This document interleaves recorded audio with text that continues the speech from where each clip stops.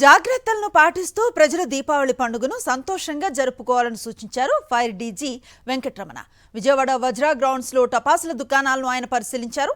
రాష్ట్రంలో తొలిసారి అవగాహన కార్యక్రమాలను ఏర్పాటు చేసి జనాన్ని అప్రమత్తం చేస్తున్నామన్నారు.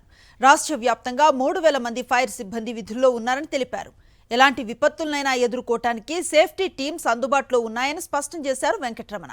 ముఖ్యంగా చిన్నపిల్లలు బాణసంచా కాల్చే సమయంలో అప్రమత్తంగా ఉండాలన్నారు ఆయన. ఈ ఒక్క ప్లేస్లోనే కాదు, మనకు టోటల్ 462 గ్రౌండ్లలో fire crackers across the state పెట్టడం జరిగింది.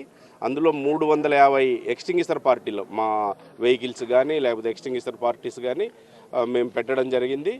రౌండ్ ది క్లాక్ 24/7 గత 3 రోజుల నుంచి వాళ్ళకి కావాల్సిన ప్రికాషన్స్ అయితేనేమి, డైలీ వాటర్ ఉన్నాయా, ఎక్స్టింగ్విషర్లు పనిచేస్తున్నాయా, లేదంటే వాళ్ళకు ఇసుక ఉందా, ఇవన్నీ వెరిఫై చేసుకుంటూ రాష్ట్రం అంతటా మా స్టాఫ్ దగ్గర 2,000 చిల్లర మేము డ్రాఫ్ట్ చేశాము.